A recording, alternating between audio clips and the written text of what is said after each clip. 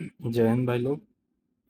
आज मैं बताने वाला हूँ आपको हिस्ट्री, फिजिक्स, ज्योग्राफी और पॉलिटी और केमिस्ट्री फ्री में ख़त्म करने का सबसे बेहतरीन तरीका, जिसमें आपको नोट्स भी नहीं बनाने पड़ेंगे।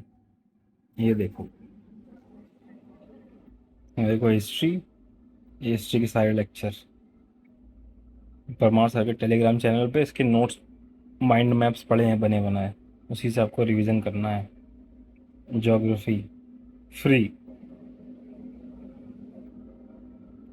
पॉलिटी, केमिस्ट्री, बायोलॉजी फ्री हैं। लिटरली 13-13 वीडियो हैं। आप देख लो कितना, कितने टाइम का वीडियो है ये। 18 minute, 25 minute, 21 minute, 25 minute, 24 minute. Chemistry देख लीजिए, 28 मिनट। मतलब मिनिमल है, मतलब लीस्ट टाइम आपको देना है इसमें, इसको पढ़ने के लिए। लिटरली अगर चाहो आप 1 महीने में पूरे सब पूरा ये जितना भी रायता है 1 महीने में ख़त्म हो सकता है आराम से। उसके बाद आपको कुछ नहीं करना है। उसके बाद आपको बस इसके माइंड मैप डाउनलोड कर लेने हैं साथ में ही, मतलब पढ़ते टाइम ही माइंड मैप डाउनलोड कर लिया आपने। उसी जो एक्स्ट्रा बताया हो या आपको उस कंटेंट कहीं और से कुछ मिलता है, कहीं और से भी अगर आप पढ़ते हो बाद में मिलता है, उस नोट को प्रिंट करने के बाद उसमें एम्पल जगह स्पेस होता है कि आप उसी नोट्स में ऐड कर सकें। तो आपको क्या करना है, सिंपल, कुछ भी एक्स्ट्रा होता है तो आपको उसी नोट्स में ऐड कर लेना है और उसी को रिवाइज करते रहना है जब तक कि एग्ज़ाम ना हो जाए। एक अच्छी टेक्निक ये रहती है कि एग्ज़ाम, जैसे मान लो एसएससी का एग्ज़ाम 2 महीने बाद होगा प्री, तो 1 महीने पहले मैं उन नोट्स को रिवाइज करना चालू कर दूंगा।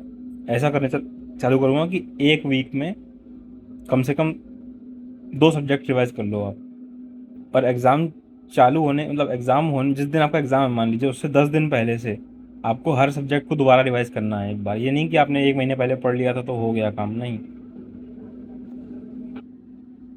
आपको सिंपल यही करना है कि आपको उन्हीं माइंड मैप से पढ़ना है और उन्हीं को रिवाइज करते रहना है। काफ़ी चीज़ें उसमें माइंड मैप्स में, कुछ काफ़ी चीज़ें ऐसी हैं जो ज़्यादा पढ़ने की नीड नहीं होती है, तो उनको छोड़ देना है, सीधी सी बात है। जहाँ से क्वेश्चन ज़्यादा पूछे जा रहे हैं वहाँ पढ़ो, आगे बढ़ो। अभी मैं आपको दिखाता हूँ कि नोट्स एक्चुअली में बनाने कैसे हैं, माइंड मैप लाने के बाद क्या करना है, डाउनलोड करने के बाद क्या करना है। ये मेरे पॉलिटी के माइंड मैप है, ठीक है। जितना इसमें कंप्यूटर लिखा है वो निकला था उसमें पहले से। उसके बाद ये चीज़ा लेदर जो करी है ये मैंने बाद में पढ़ के करी है। देखिए, कुछ भी ऐड करना है मैंने, अरे ये क्या चल गया,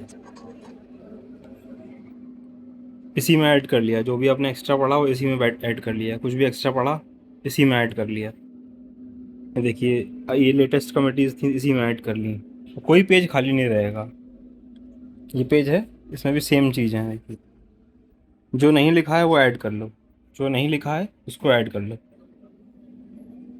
जो नया मिल रहा है, जहाँ पे भी स्पेस बचता है, कहीं स्पेस बचा हुआ तो अगर मुझे कुछ लिखना होगा अभी आगे के एग्ज़ाम के लिए तो मैं यहीं पे लिख लूँगा।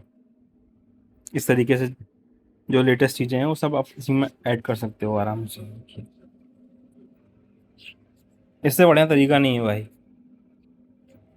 और कितने, लिटरली देखिए कितने पतले नोट्स हैं।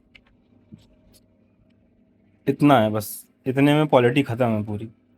और भी होता है, दिक्कत होती है अगर कि मान लो कुछ ऐसा आता है जो अब ये 10 पन्नों में नहीं आ रहा है, तो मैंने क्या किया, मैंने 2 A4 शीट लगाई इसके पीछे और उसमें लिख लिया, काम ख़त्म। लिखा है इसमें, एक्स्ट्रा जो भी है वो इन 2 पन्नों में लिखा हुआ है, उतना पर्याप्त है। और दूसरी बात ये, जितना छोटा से छोटा पॉसिबल हो उतना छोटा से छोटा लिखें। होता ये है कि जब नोट्स बना रहे हो आप, बनाने में तो साफ साफ लिखने में बहुत मज़ा आती है, बहुत अच्छी अच्छी राइटिंग लिखने में, लेकिन जब उनको पढ़ रिवीजन करने बैठते हो ना, तो अगर इतना मोटा गड्डी होगा ना तो आप उसको रिवाइज नहीं करोगे कभी। कभी मन ही नहीं करेगा रिवाइज करने का। हाँ, लेकिन 10-12 पन्ने होंगे तो ये एक दिन में रिवाइज हो जाता है आराम से। बल्कि अगर एकदम ध्यान से एकदम डीप स्टडी करोगे तो 5 से 6 घंटे का होता है। रिवीजन मुझे करना होता है तो मैं 5 से 6 घंटे में कर ख़त्म कर देता हूँ। हिस्ट्री के बस थोड़े से, थोड़ी सी उनकी क्वांटिटी ज़्यादा है नोट पन्नों की, तो उसमें मान लीजिए इसका 1.5 गुना है। इसमें हिस्ट्री है जो टाइम लेती है मुझे। बाकी बायो वगैरह तो ऐसे 2-3 घंटे में ख़त्म हो जाते हैं नोट्स, मान लीजिए रिवाइज करना होता है तो। जब एग्ज़ाम आता है तो उसके 5 दिन पहले रिवीजन रिवीजन चालू करता हूँ मैं इसका। सिंपल 5 दिन में ख़त्म हो जाता है वो। आखिरी दिन बचता है तो आखिरी दिन में करंट अफेयर्स रिवाइज़ करता हूँ खाली बस। करंट अफेयर्स में कभी नोट नहीं करता। करंट अफेयर्स कभी नोट नहीं करनी है, कोई करंट अफेयर्स की कॉपी नहीं बनानी है। 3-4 जगह हैं जहाँ से पढ़ना है, जहाँ सिर्फ करंट अफेयर्स सुनना है, खाली लिखना लिखना नहीं है। ना कोई नोट्स डाउनलोड करना है, कोई फालतू की नौटंकी नहीं करनी है उसमें। आपको सिर्फ ये करना है करंट अफेयर्स के लिए, परचम क्लासेस के मंथली करंट अफेयर्स देख लो।